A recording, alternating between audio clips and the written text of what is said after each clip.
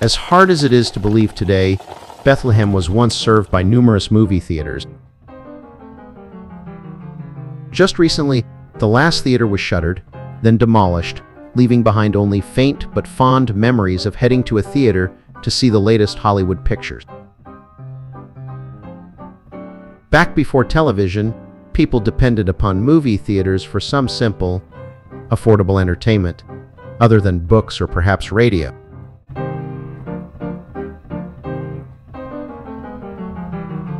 The record indicates that there had been a golden era of movies and theaters here in Bethlehem. On both sides of town, there were facilities where average people could take their families for an affordable night out. West Broad Street actually had several theaters less than a block apart. In addition to the Boyd and the Nile, there were the Family, the Victor, and the National Theater. There were multiple options on the city's south side as well. Let's revisit those good old days and recall entertainment in another era. In Bethlehem, movie theaters came in two types. First, when motion pictures were in their infancy and during the silent era, small establishments were provided. These were known as Nickelodeons. This was mostly due to the cost to the consumer. In the early part of the 20th century, Bethlehem became home to two facilities which were intended for live performances.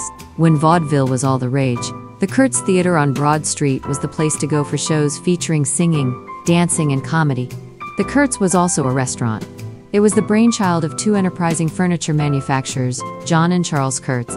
Their theater idea lasted a few years, or until talking pictures came upon the scene. It was renamed the Colonial in 1924, after being bought by Wilmer and Vincent Theater Company, which owned the Colonial Theater in Allentown. In 1934, Boyd Enterprises of Philadelphia bought it, along with the Globe Theater in Bethlehem and theaters in Allentown and Easton. It remained the Boyd until its closure around 2011. Down the block, at 60 West Broad, sat the theater most have known as the Nile. This theater actually predated the more opulent Kurtz Theater. When built in 1915, it was named the Lorenz Theater. It was a simple auditorium, with none of its neighbors' fancy plasterwork. The theater was designed to show movies only, from the beginning.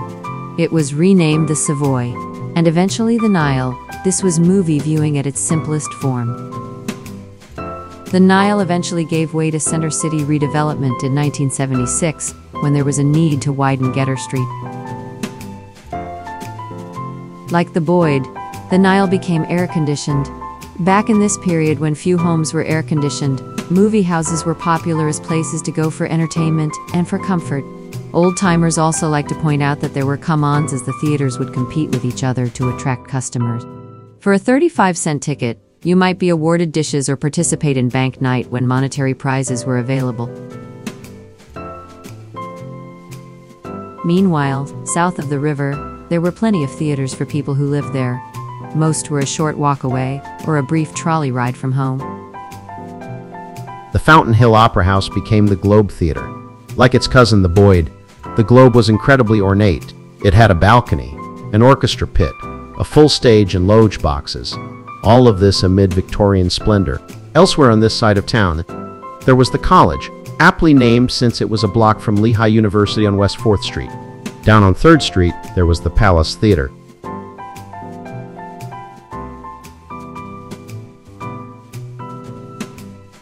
The Lehigh Theater was located approximately where the Rooney House stands along East 4th Street. Originally the Lehigh Orpheum Theater, it was opened prior to 1913. It was remodeled in 1918 to the plans of architect Benjamin Rush Stevens.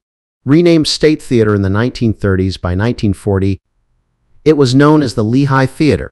For many years, it was as popular for its all-day matinees as for its dish giveaways. Perhaps more curiously, the theater gained a nickname. It was known colloquially as the Bug House, and we'll let your imagination take it from there. We're well along into the 21st century, a full 100 years since the first motion pictures arrived upon the scene. Whether known as theaters, movie houses, or Nickelodeons, many of us grew up having spent afternoons with our friends, escaping the heat and enjoying the offerings at our local theater. There were evening visits with our parents to see double features, and of course, later the theater was a place where teenagers would go for an affordable date night. Today, here in Bethlehem, the last of the theaters is gone. All we have are faded memories of a time gone by.